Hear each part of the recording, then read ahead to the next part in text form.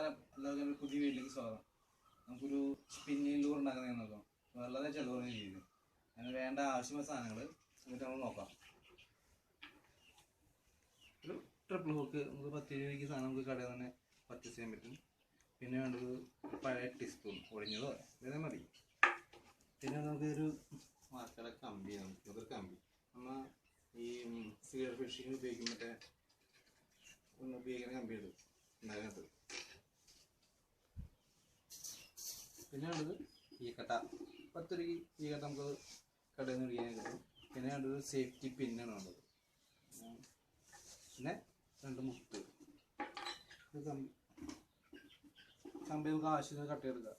നീളത്തിന് cut ചെയ്തിട്ട് ഉടച്ചെടുക്കാം.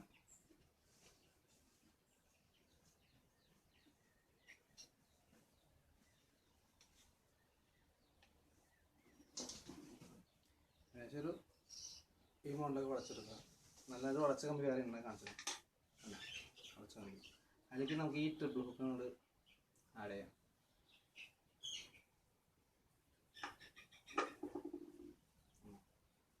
Add ചെയ്ത് അതിന് ശേഷം നമുക്ക് വേണ്ടത് ഈ ഈയക്കട്ട നേരെ കൊടുക്കാം.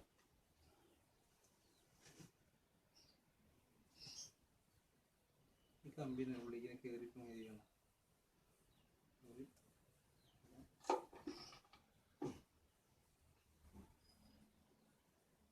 പിന്നെ നമുക്ക് 2-3 മുത്താണ്. നല്ല റെഡ് ആയാലും കുഴപ്പമില്ല, നല്ലത് തിളക്കുന്ന തന്നെ ഒരു മുത്ത എടുക്കുക. മുത്ത ചെയ്താലും കുഴപ്പമില്ല, ആഡ് ചെയ്ത് കൊടുക്കുക.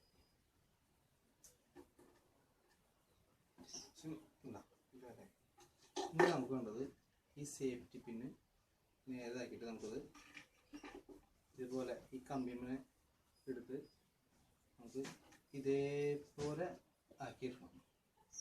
അത് നേരെ ഉണ്ടായി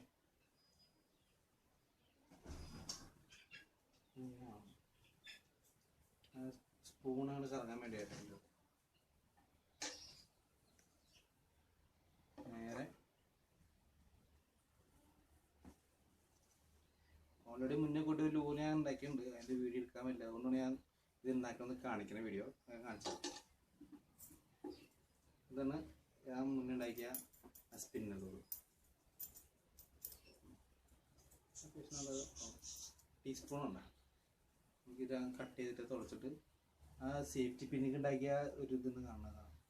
ഇതിന് കറങ്ങാൻ യൂസ് ചെയ്യുന്നത്. വെള്ളത്തിട്ട് വലിക്കുന്ന സാധനങ്ങൾ കറങ്ങും.